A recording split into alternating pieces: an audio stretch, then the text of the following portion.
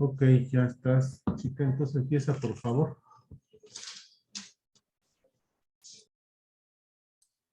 Sí, doctor.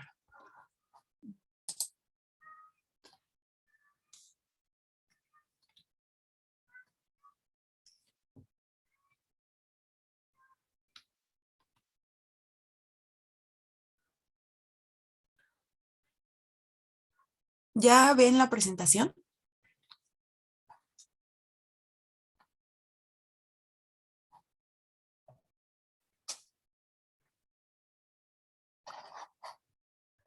Está cargando. Ok, gracias.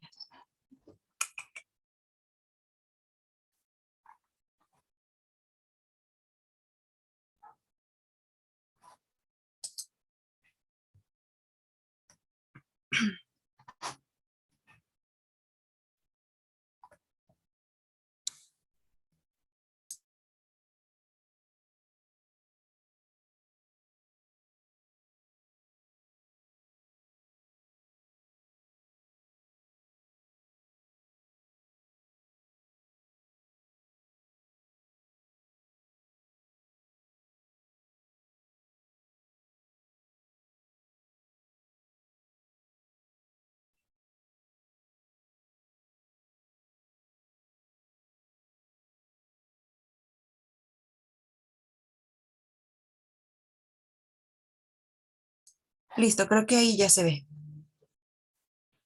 Bueno, entonces vamos a iniciar. Buenos días, yo soy Cintia y vamos a iniciar con el tema de hoy que va a ser esguince cervical. Vamos a tener aquí lo que vamos a ver hoy. Vamos a ver la definición de esguince cervical, cuáles son los factores de riesgo, la clínica, la clasificación del esguince, la historia clínica o algunos aspectos importantes en la historia clínica del esguince cervical.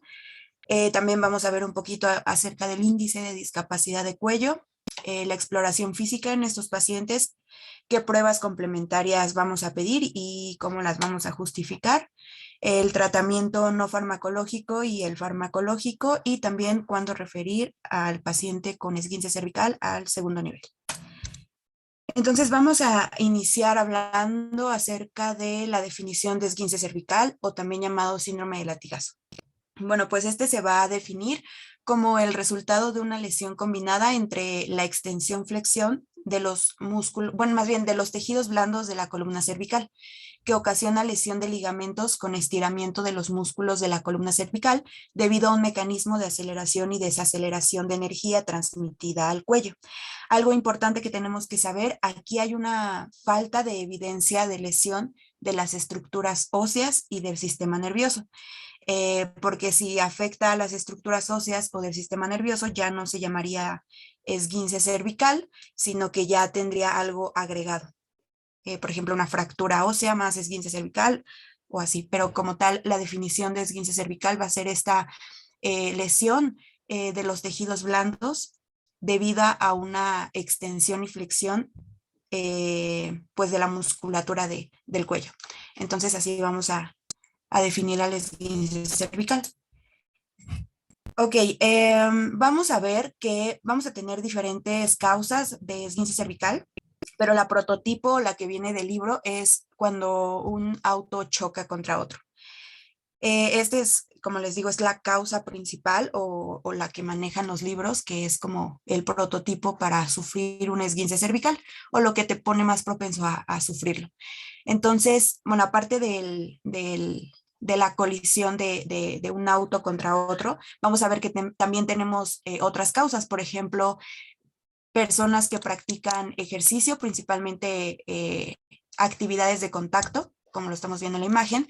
También las caídas nos pueden ocasionar un esguince cervical y algunos atentados, como por ejemplo, pues un robo o algo así, también nos pueden ocasionar un esguince cervical. Prácticamente es todo aquello que nos pueda producir una hiperflexión y una hiperextensión del cuello. Entonces, cualquier actividad que podamos hacer y que nos conlleve a eso puede ser una causa de esguince cervical. Ok. Ya. Ok, ahora vamos a ver cuál va a ser el mecanismo típico del esguince cervical o el mecanismo que nos va a provocar este esguince cervical. Bueno, como les comento, el que viene en el libro o el prototipo es este de cuando un auto choca contra otro. Bueno, lo primero que va a pasar es que un auto va a estar en movimiento, va a tener una velocidad constante y otro auto lo va a impactar. Cuando esto pasa, cuando un auto choca a otro, pues en automático las velocidades disminuyen o cambian. Entonces, este cambio de velocidades tan drástico va a ser el que nos va a provocar este mecanismo de aceleración, desaceleración del cuello. Y entonces, ¿qué va a pasar? Pues prácticamente lo que pasa es que cuando el auto choca, la cabeza va a permanecer estática en el espacio y va a sufrir un movimiento de hiperextensión forzada. También va a influir mucho si el paciente tiene el cinturón de seguridad o no. La mayoría de los casos se presenta el esguince cervical cuando los pacientes pues tienen el cinturón de seguridad puesto. Entonces, lo primero que va a pasar va a ser que la cabeza va a sufrir una hiperextensión, o sea, se va a ir para atrás. Una vez que la cabeza se vaya hacia atrás o que sufra esta hiperextensión, tenemos que saber qué es la causa principal y la más potente del daño ocasionado en los esguinces cervicales, esta hiperextensión. Y ya una vez que la cabeza se fue para atrás o hizo su hiperextensión, después va la extensión, o sea, más bien la hiperflexión, o sea, la cabeza se va hacia adelante.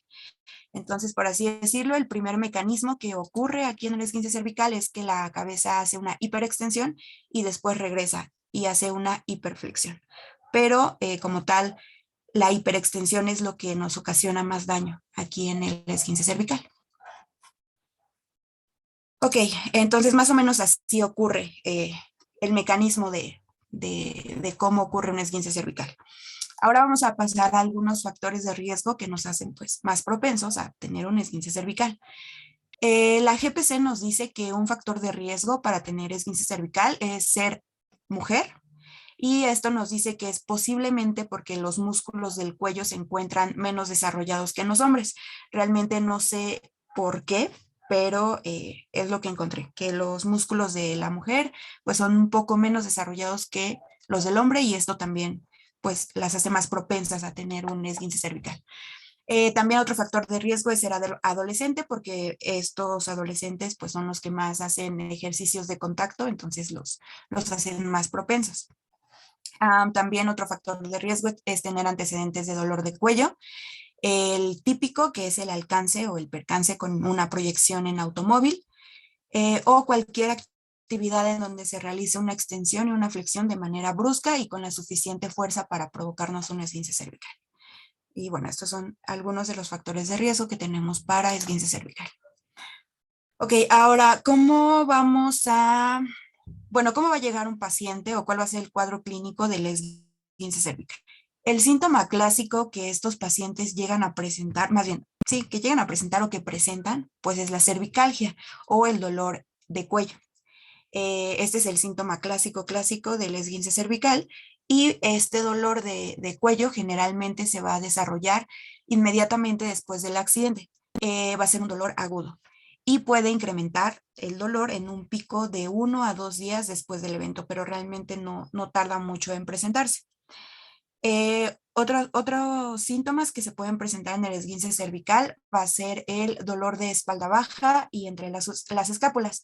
¿Por qué puede pasar esto? Porque recordemos que los músculos del cuello siguen cierta trayectoria, entonces pasan por la espalda baja entre las escápulas y esto pues también hace que esta trayectoria del músculo que empieza desde el cuello pues duela hasta la espalda baja o dependiendo de la trayectoria que tenga. También otro de los síntomas que presentan estos pacientes es el espasmo muscular por esta pues, rigidez que presentan en el cuello cuando sufren el evento traumático. Otros síntomas es la limitación de los grados de movimiento por el espasmo muscular, por el dolor, pues hay una limitación en los grados de movilidad. Ahorita vamos a ver en la exploración física cómo los vamos a revisar y cuál va a ser el porcentaje que les vamos a dar a estos grados de limitación. Otro cuadro clínico es otros síntomas es la cefalea, el vértigo, los mareos y la visión borrosa. También puede existir edema retrofaringeo y disfagia, insomnio o depresión, pero esto no es como tal del esguince cervical, sino es más por el impacto que sufrió o cómo ocurrió el evento. Y también puede haber debilidad en piernas, reflejos hiperactivos o respuesta plantar exagerada. Aquí esto lo vamos a ver en la exploración neurológica que también se les hace a estos pacientes y ahorita vamos a verlo. Y bueno. Entonces, como les comento, el síntoma clásico del esguince cervical va a ser el dolor. Y recordemos que pues nosotros tenemos que interrogar al paciente con la mnemotecnia Alicia para saber qué tipo de dolor es el que presenta el paciente y también distinguirlos de otros dolores. Entonces vamos a ver que aquí en este parrafito tenemos la semiología del dolor que se presenta en el esguince cervical y va a ser más o menos así. El dolor es generalmente percibido en la nuca en forma de una sensación profunda y punzante que sufre exacerbaciones con el movimiento. Se asocia generalmente a rigidez o limitación para los movimientos del cuello y puede irradiarse a la cabeza, hombros, brazos y a la región interescapular. Entonces aquí ya nos dice pues toda la mnemotecnia Alicia, ¿no? Localización, la intensidad, las características, cómo se atenúa, cómo se agrava y demás. Creo que nada más lo único que faltaría sería desde cuándo inició y recordemos que el dolor en el esguince cervical es de inicio agudo, o sea, luego, después más bien, o a los minutos u horas después de que ocurrió el evento traumático. Entonces, así podemos hacer la semiología, o más bien esta es la semiología del dolor en el esguince cervical. Ok, bueno, aparte de los síntomas que ya les comenté que vamos a tener que son clásicos como el dolor, la limitación de los grados de movilidad del cuello, el espasmo y demás, vamos a tener algunos síntomas agregados. Estos síntomas agregados van a ser mareo, vértigo, cefalea, acúfenos, sordera, fosfenos, disfagia, dolor en mandíbula, dolor en hombro o en dorso e inestabilidad emocional. Estos síntomas agregados se llaman agregados, pues porque no se presentan en todos los cuadros clínicos de un paciente con esguince cervical. Vamos a ver que se van a presentar estos síntomas agregados en el 44% en los casos de esguince cervical grado 1, en el 20% en el caso de un esguince cervical grado 2 y en el 16% en el caso de un esguince grado 3. Entonces, bueno, estos síntomas agregados también hay que conocerlos porque también pueden llegar pacientes con estos síntomas y también es importante saber que pueden presentarse.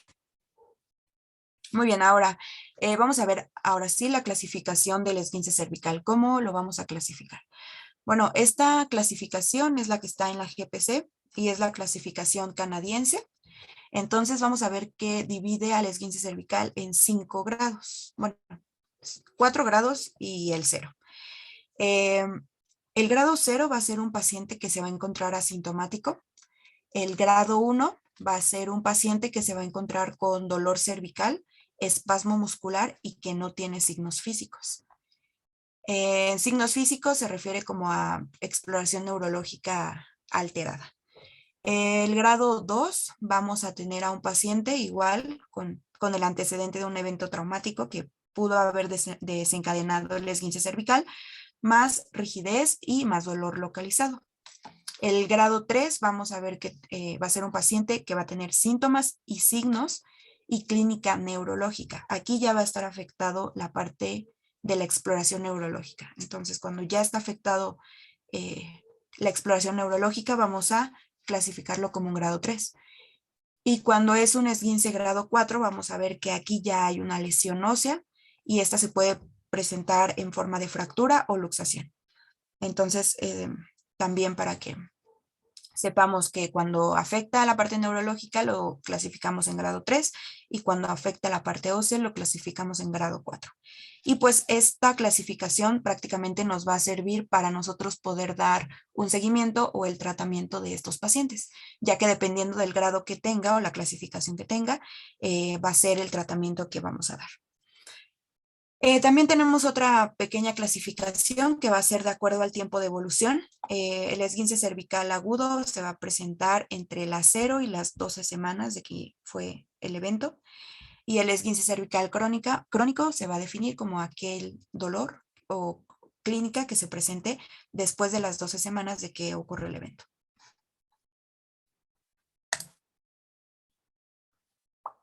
Ok, ahora después de que ya vimos la clasificación, los signos y los síntomas, vamos a ver la historia clínica de estos pacientes. Va a ser algo rápido.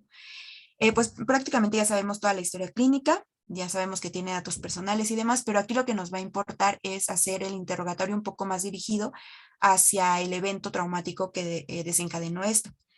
Por lo tanto, tenemos que preguntar en la historia clínica de un paciente con esguince cervical el mecanismo de lesión, o sea, cómo fue, si se acuerda a qué velocidad estaba, si el impacto fue anterior o en la parte trasera del auto o en la parte lateral. Todo este mecanismo de lesión pues nos va a ayudar como a saber cómo ocurrió el evento y a más o menos saber qué pudo pasar o si sí pudo haberse tratado de un esguince cervical. También debemos de preguntar el tiempo desde que se ocasionó la lesión, o sea, determinar la cronicidad, porque esto nos va a ayudar a elegir el tratamiento. Tenemos que preguntar también los síntomas, la intensidad de estos síntomas, el número, la localización y el tiempo de aparición, o sea, toda la semiología del dolor y de todos los síntomas que lleguen a presentar estos pacientes. También tenemos que hacer un cuestionario que se llama, cuestionario o NDI, que es el cuestionario de índice de discapacidad.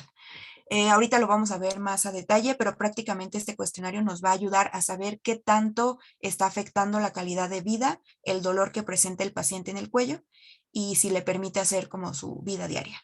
Y también esto nos va a ayudar al momento de hacer un diagnóstico, un tratamiento.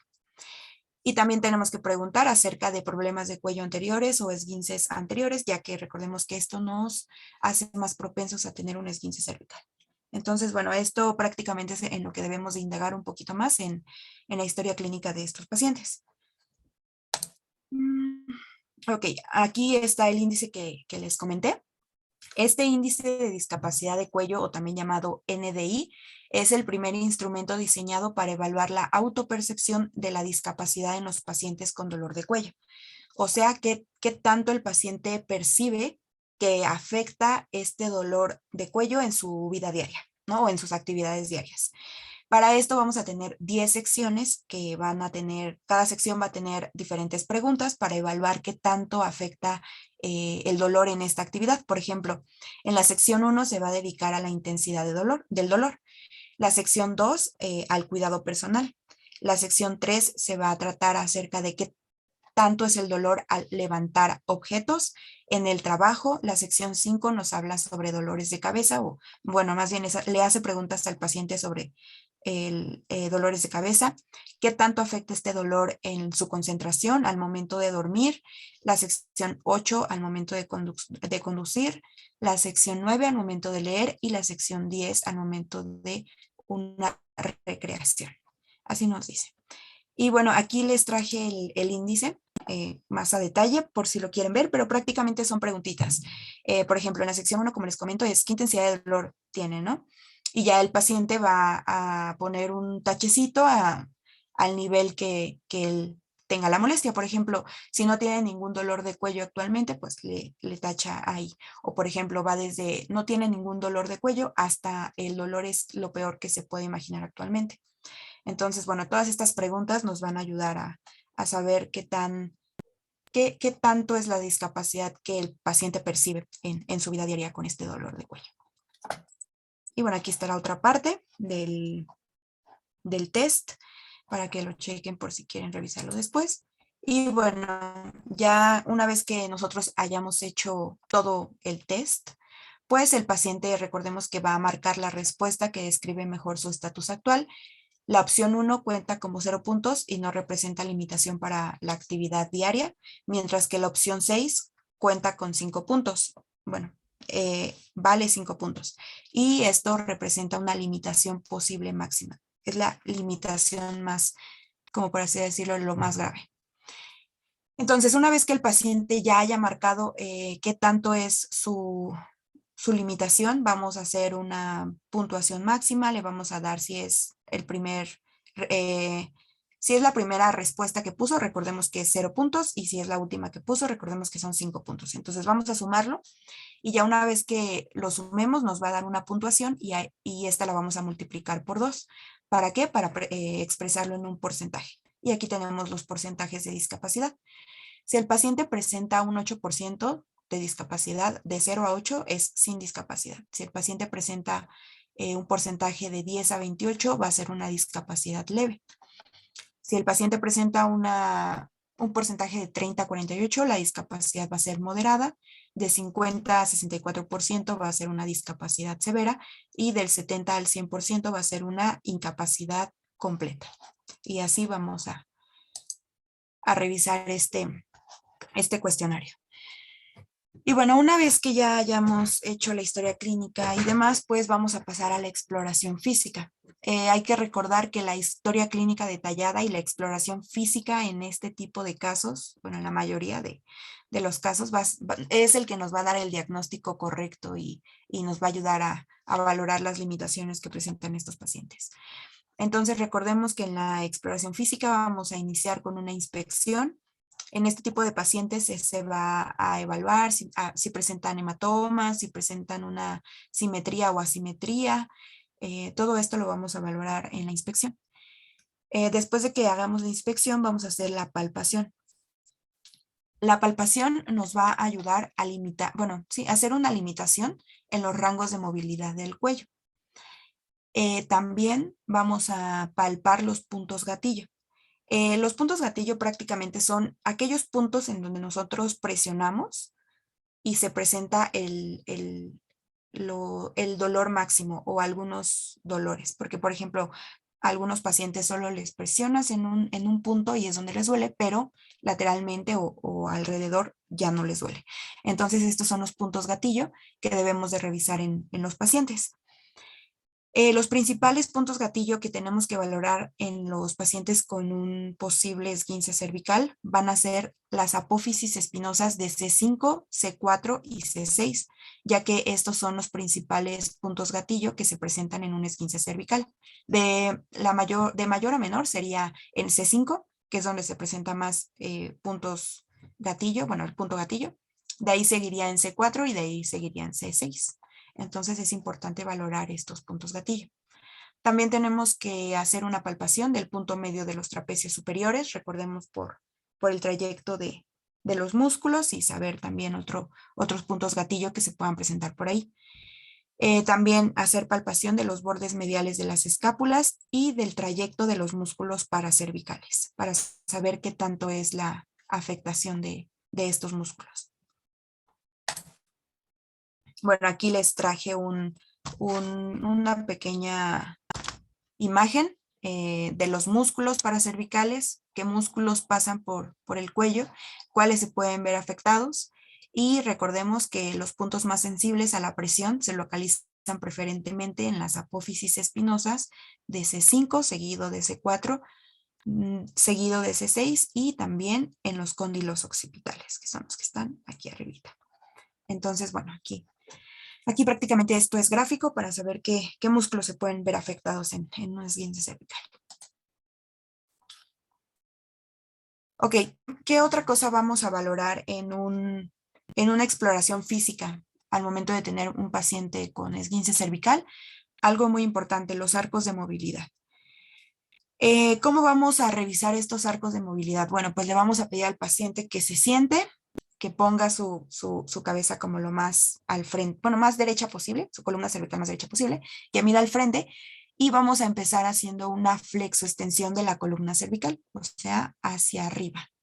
Vamos a intentar hacer que el paciente mire hacia arriba, o bueno, voltee la cabeza hacia arriba y vamos a ver qué tanto es, a qué nivel más bien va a presentar el dolor.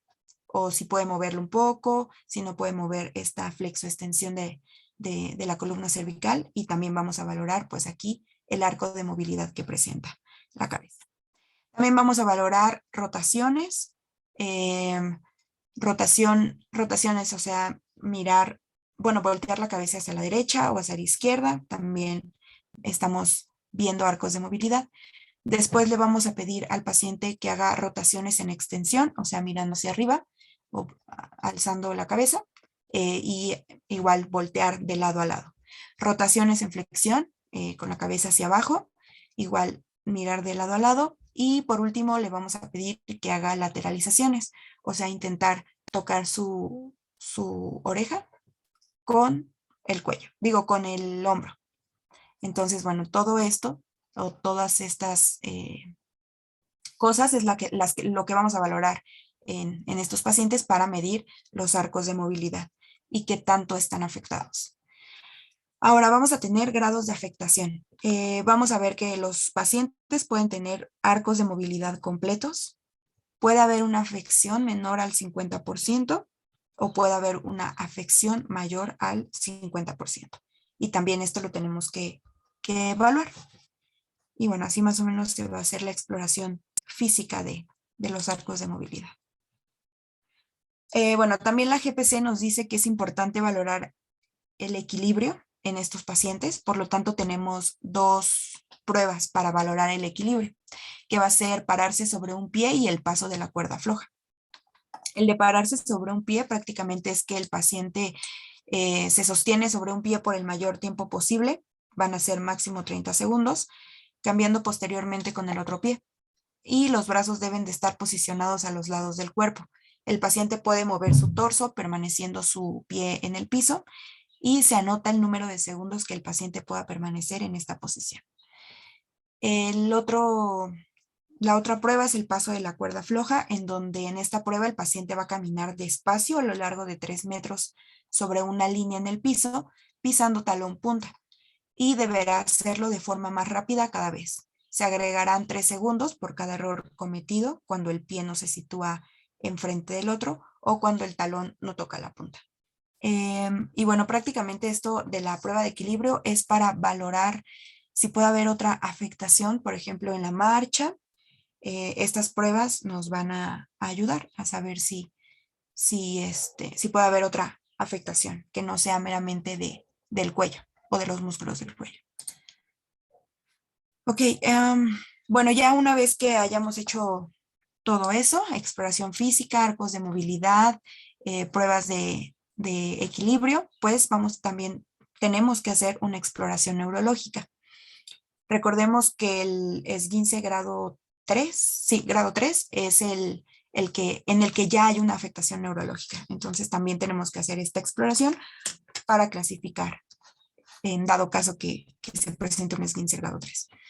Entonces, ¿qué vamos a hacer en la exploración neurológica? Bueno, tenemos que valorar pares craneales, tenemos que valorar fuerza, tenemos que valorar sensibilidad, o sea, y todo esto, tanto de la fuerza y de la sensibilidad, tiene que ser de manera bilateral para compararlos.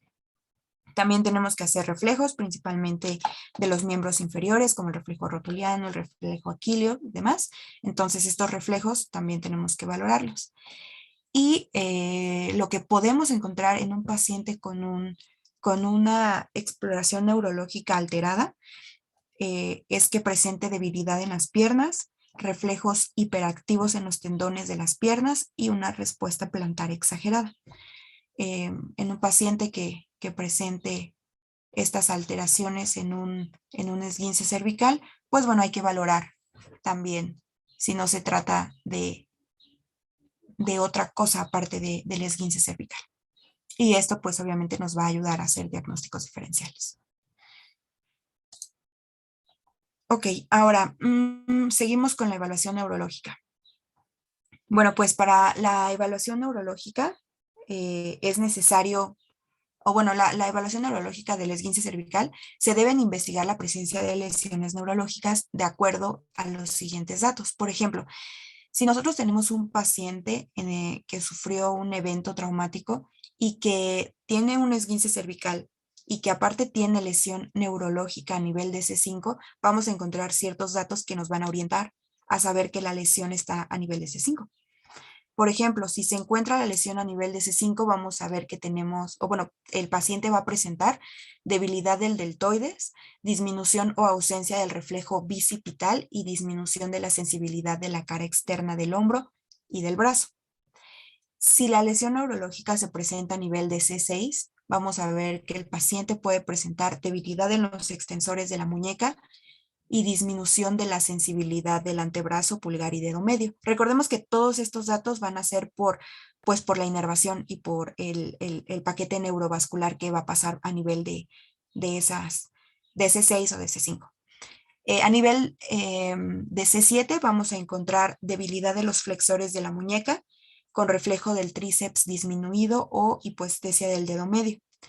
Y si hay una lesión neurológica a nivel de C8, vamos a ver o vamos a encontrar debilidad de los flexores de los dedos, alteraciones de la sensibilidad de la mitad distal del antebrazo y de los dedos anular y meñique. Entonces, bueno, esto sí lo podemos encontrar en estos pacientes, pero recordemos que aquí pues ya hay una afectación neurológica y tenemos que valorar todos estos parámetros, todos estos reflejos, también todas estas, por ejemplo, debilidad en los extensores, ¿no? Tenemos que valorar la fuerza y demás para poder llegar a alguno de estos diagnósticos. Ok, ahora vamos a ver las pruebas complementarias que se le pueden pedir a estos pacientes. Hay que recordar que la clínica y la historia clínica pues van a ser como lo que nos van a dar el diagnóstico. Pero ¿en qué casos sí podemos pedir pruebas complementarias? Porque pues no a todos los pacientes se les van a pedir pruebas complementarias. Bueno, pues tenemos reglas, que son las reglas canadienses para el riesgo de lesión de columna cervical, que se deben usar para decidir si los estudios radiológicos simples van a ser requeridos para el diagnóstico de fractura o de esguince cervical. Hay que saber que estas reglas canadienses se van a aplicar en pacientes que tengan el antecedente de un accidente, pero que estén alertas o que estén estables. Y ahora, ¿cómo vamos a ver si sí le vamos a pedir un estudio o no? Recordemos que si sí le vamos a pedir un estudio, el principal estudio que vamos a pedir va a ser una radiografía simple. Entonces, bueno, vamos a ver si sí le vamos a pedir un estudio o no. Lo primero que debemos valorar en estos pacientes o tenemos que definir es definir si existe algún factor de riesgo alto. Si este es el caso, o sea que el paciente sí presente a un factor de riesgo alto, pues se debe solicitar un estudio de rayos X de columna cervical. Pero ¿cuáles van a ser los factores de riesgo alto? Bueno, les voy a comentar cuáles van a ser. Van a ser aquellos pacientes que tengan más de 65 años, que presenten parestesias en extremidades y que sea un mecanismo de lesión o del evento traumático que sea de mecanismo peligroso. Por ejemplo, caídas de escaleras de más de 90 centímetros aproximadamente o de 5 escalones, bajar de forma axial con la cabeza, o sea, caer de cabeza, o que presente una colisión en una bicicleta o en un auto y demás, ¿no? Pero bueno, prácticamente esos van a ser los principales factores de riesgo que tenemos que tomar en cuenta. La edad, de qué altura cayó y cómo cayó, prácticamente son esos. Y pues en dado caso de que sí existan, pues como les comento, se debe pedir una radiografía de rayos X de columna cervical.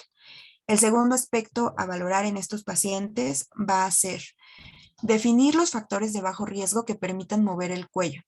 Si estos factores no están presentes y la sintomatología es más severa, entonces vamos a solicitar rayos X. ¿Y cuáles van a ser los factores de bajo riesgo? Los factores de bajo riesgo van a ser una simple colisión en la parte posterior del vehículo,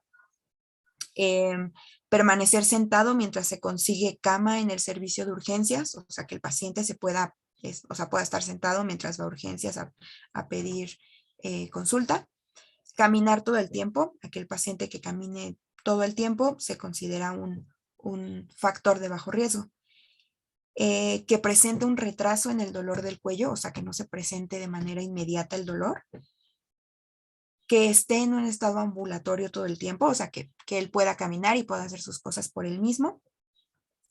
Y bueno, prácticamente estos van a ser los factores de bajo riesgo. Entonces, si estos factores no están presentes y la sintomatología es muy severa, solicitar rayos X. Y la tercera cosa a evaluar es evaluar la rotación del cuello en 45 grados en personas que hayan presentado estos factores de bajo riesgo. Si pueden rotar la cabeza, o bueno, el cuello a 45 grados a la derecha y a la izquierda, no van a requerir rayos X de cuello. Pero si no lo pueden rotar, entonces sí requerirán rayos X. Y bueno, esto es importante saberlo porque pues tenemos que justificar por qué vamos a pedir una prueba de rayos X, bueno, un estudio de rayos X a un paciente que tenga un esguince cervical. Tenemos que siempre justificar las pruebas complementarias y pues prácticamente esta es la justificación de cuándo sí y cuándo no pedir una radiografía. Ok, ya que una vez tengamos la radiografía, hay que tener en cuenta que en las radiografías no se han encontrado hallazgos asociados, o sea, hallazgos o cambios degenerativos o rectificación en la lordosis cervical en pacientes que tengan esguinces grado 1 o grado 3. Por ejemplo, si el paciente tiene una rectificación de la lordosis en la radiografía, esto realmente no se ha asociado a que sea más grave el esguince cervical o que presente más complicaciones. Y bueno, pues por eso no es tan fiable pedir siempre una radiografía de cuello. Bueno, aparte de qué otras pruebas complementarias podemos tener en estos pacientes, pues también podemos pedir resonancia magnética o TAC, pero estos ya son casos más específicos. Por ejemplo, aquel paciente que pueda presentar una fractura ósea o luxación. Entonces, pues podemos justificar estos estudios, pero también es importante saber que sí se puede hacer una resonancia magnética o una tomografía. Y bueno, pues en caso de que el paciente presente datos de daño neurológico central o periférico, se debe indicar un estudio de potenciales evocados y una electromiografía. Entonces, esto solo está justificado en casos en que el paciente presente daño neurológico central o periférico. Ok, ahora ya llegamos al tratamiento. Bueno, pues vamos a ver que en el tratamiento del esguince cervical vamos a tener metas, dependiendo de la fase. Vamos a ver que tenemos 4 fases. La fase 1, la meta a la que tenemos que llegar en la fase 1 es que del inicio a los 4 días de que se haya presentado el dolor, tenemos que reducirlo y tenemos que disminuir las cargas que el paciente pueda cargar o que pueda mover más bien. Entonces, esta es la fase 1 de nuestra meta de tratamiento. La fase 2 consiste en que de 4 a 3 semanas se tiene que incrementar la actividad del paciente y se tiene que manejar las cargas, o sea, estas cargas aumentarán en forma progresiva. Y estas son las metas de la fase 2. Las metas de la fase 3 es que de 3 a 6 semanas se debe continuar incrementando la actividad física y el manejo de cargas. Y en la fase 4, nuestras metas para estos pacientes es que de 3 a 6 semanas se deben de ir incrementando la actividad física y llegar al manejo de cargas que el paciente tenía antes del evento traumático del esguince cervical. Entonces, bueno, estas son las metas que vamos a ir haciéndolas por fases, dependiendo pues también de la clasificación que tenga el paciente con su esguince cervical. Ok, ahora vamos a hablar acerca del tratamiento no farmacológico que van a recibir estos pacientes. El tratamiento no farmacológico se va a basar en 6 recomendaciones. La primera va a ser aplicar crioterapia en las primeras 48 horas posteriores a la lesión. La segunda recomendación que nos dice la guía es que después de 48 horas de la lesión tenemos que iniciar la aplicación de calor superficial con bolsa de agua, un cojín eléctrico o rayos infrarrojos en la zona afectada durante 20 minutos para obtener los beneficios de la termoterapia. Tenemos la tercera recomendación es un reposo relativo. La cuarta recomendación es una dieta normal sin irritantes. La quinta recomendación es una sesión de enseñanza acerca de las medidas de higiene postural de la columna. Y la sexta recomendación es la enseñanza del paciente de los siguientes ejercicios terapéuticos. Esto ya como tal los ejercicios terapéuticos se los va a explicar un fisioterapeuta y estos se deben de realizar 3 veces al día y 10 veces cada uno. ¿Y cuáles van a ser estos ejercicios que tiene que hacer el paciente? Bueno, pues los ejercicios básicos van a ser 2. Van a ser el movilizar activamente la cabeza en flexión y extensión lateral, o sea, acercar la oreja al hombro y la rotación, mover la cabeza hacia la derecha y hacia la izquierda. Esto, como les comenté, lo tiene que hacer 3 veces al día durante 10 días.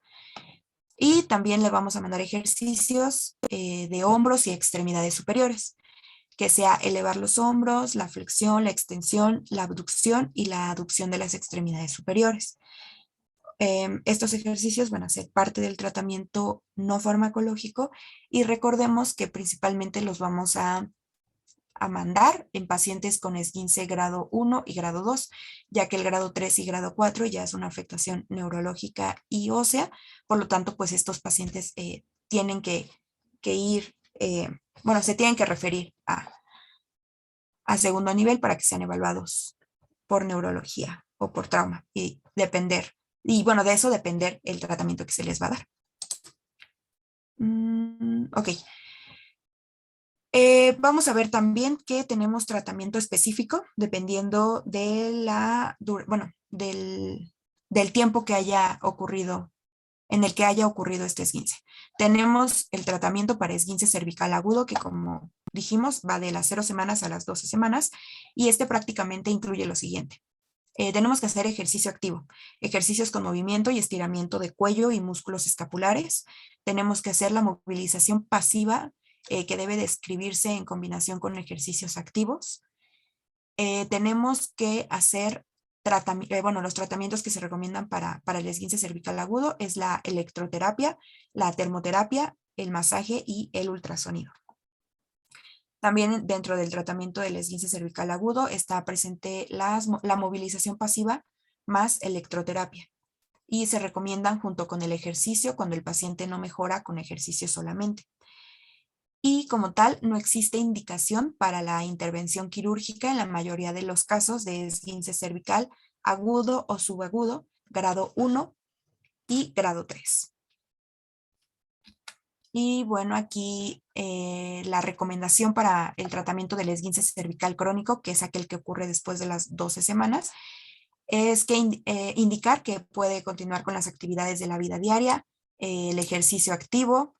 Recordemos hacer una combinación entre estiramientos de cuello y también estiramientos más específicos a músculos profundos flexores del cuello. Tenemos que hacer una movilización pasiva de la articulación en combinación con terapia activa. Tenemos que hacer rehabilitación vestibular, terapia multimodal y la cirugía debe restringirse para el grado 3 con dolor persistente con radiculopatía que no responde al manejo conservador. Y también nos dice que el tratamiento quirúrgico para el grado 4 debe de estar orientado a estabilizar la columna cervical. Pero como les digo, esto ya no lo vamos a valorar nosotros. Algo importante también que tenemos que tener en cuenta antes de pasar al tratamiento no farmacológico son aquellas medidas que no están recomendadas en los pacientes. Por ejemplo, la GPC nos dice que las medidas que deben de evitarse en estos pacientes es el uso de collarines cervicales y reposo, ya que pues recordemos que tenemos que fortalecer estos músculos que están afectados. Entonces la GPC nos dice eso, que debe de evitarse el uso de collarines, principalmente en el esguince cervical grado 1. También debe evitarse las cirugías, recordemos esto ya tiene que ser evaluado más a profundidad. También nos dice que hay que evitar las almohadas cervicales, las inyecciones intratecales e intraarticulares, las inyecciones de toxina botulínica y las inyecciones de analgésicos. Entonces, bueno, para que lo tengamos en cuenta. Y bueno, una vez llegando al tratamiento farmacológico, tenemos que tener en cuenta que los pacientes con esguince cervical grado 1 o grado 2, pues el tratamiento se va a basar prácticamente en AINES. Los principales van a ser estos que tenemos aquí, que va a ser el naproxeno, tabletas de 250 miligramos cada 12 horas, más paracetamol. También podemos mandar piroxicam, una cada 24 horas, más paracetamol. También podemos mandar diclofenaco, tabletas de 100 miligramos, una cada 24 horas, más paracetamol. Entonces, bueno, estos AINES son los principales que usamos en estos pacientes y el tratamiento farmacológico del esguince cervical grado 1 o grado 2 se basa en esto, en los AINES. Y bueno, ya por último, ¿cuándo vamos a referir al paciente al segundo nivel? Vamos a referir a un paciente con esguince grado 1 y grado 2 con pobre respuesta al tratamiento prescrito. Vamos a referir al segundo nivel a un paciente que ya presente un daño neurológico, o sea, aquel paciente que tenga un esguince grado 3, aquel paciente que tenga una inestabilidad de columna o grado 4, aquel paciente que tenga pérdida de la conciencia o aquel paciente que tenga comorbilidades. Y bueno, estas son las indicaciones para referir a segundo nivel a un paciente con esguince cervical. Y listo, sería todo de mi parte.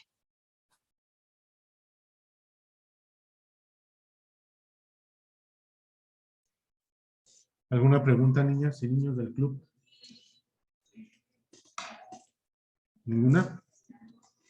Bueno, creo que quedó claro. Al menos a mí sí me quedó claro. Solamente puntualizar. Generalmente cuando tenemos los esguinces cervicales, el grado 1 solamente es, como dijo, crioterapia, termoterapia, más naproxeno. Pero no se maneja collarín. Y el grado 2 y 3 sí se maneja collarín, puede ser un blando o un rígido, dependiendo el grado que sea. Y en los grado 4, cuando ya de plano ya está ya se llama sistematización, cuando tu exploración física no encuentras reflejos o el examen manual muscular lo encuentras alterado. Entonces, cuando tú vas a explorar una raíz nerviosa, vas a buscar miotomas. Por miotomas se busca C5, el músculo, como decía, inflexor de muñeca, extensor de muñeca, deltoides, esos son los miotomas. C5, C6, C7, hasta T8. Y ves los reflejos, aparte que recuérdense que el bicipital es C5, estilo radial C6 y tricipital C7 en cuanto a dónde se integra el reflejo. Si nosotros, también vamos a ver los dermatomas para ver la sensibilidad por dermatomas, C5, C6, C7, C8. Territorios es cuando tenemos lesión nerviosa periférica. Cuando pensamos eso es cuando tomamos el territorio, pero mientras pensemos que es una raíz lo que está afectándose, buscamos dermatomas, miotomas y reflejos. Y si en esa ya encontramos que tiene una alteración, ya sea que no tenga reflejos, que no tenga fuerza o que no tenga sensibilidad, podemos pensar que está sistematizada y obviamente ustedes no lo van a mandar, pero lo tienen que referir a ortopedia o a neurología para que lo valoren los médicos y vean si está o no comprometida la raíz nerviosa. Ya si está comprometida ya decidirán o no el tratamiento quirúrgico, que es estabilizar la columna o abrir el espacio medular. Mientras son peras son manzanas, pues tenemos que darle terapia al paciente, no es de grado 3, grado 2, con termoterapia, el uso del collarín y las movilizaciones, como dice su compañera, son pasivas. La flexión, la extensión, la desviación radial, desviación lateral, desviaciones y lateralizaciones de cuello, perdón. Estiramiento del esternocleidomastoideo. Entonces el estiramiento es agarrar el cuello, así como lo tengo yo, otro brazo aquí y hacer 1, 2, 3, 4, 5, 6, 7. Me voy del otro lado y estiro 1, 2, 3, 4, 5, 6, 7. Porque están con espasmo muscular, tienen contracturas. Y las almohadas que dice su compañera. Se recomienda, nosotros tenemos una cervical curvatura primaria, entonces hay que respetarla. Se hace una almohada en forma de cilindro, como el lapicito, más o menos de tamaño, para que se ponga atrás del cuello y se vaya formando esta curvatura que se perdió con el esguince cervical. Esa se puede usar desde el tercer día en los pacientes con esguince cervical grado 1, grado 2 o hasta grado 3. ¿Sí? ¿Alguna pregunta?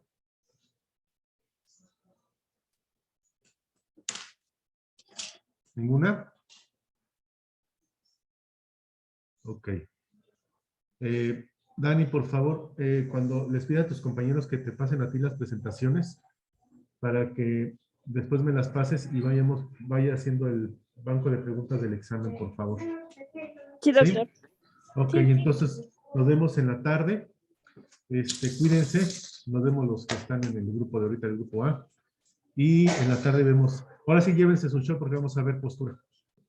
Por favor. Cuídense. Nos vemos. Hasta luego. Doctor, ¿en la tarde ya no va a haber clase? No, en la tarde ya no. Ah, ok. No, por eso, Gracias. porque les digo que si lo ven los muchachos que han contado conmigo, que no me da tiempo de estar con ustedes y con el residente y con los otros residentes. Entonces, para poderles dar el taller, por eso les pedí que pusiéramos las clases en la mañana, para que en la tarde tuviéramos taller. ¿Vale? Gracias, doctor. Vale, pues cuídense, nos vemos. Bye bye.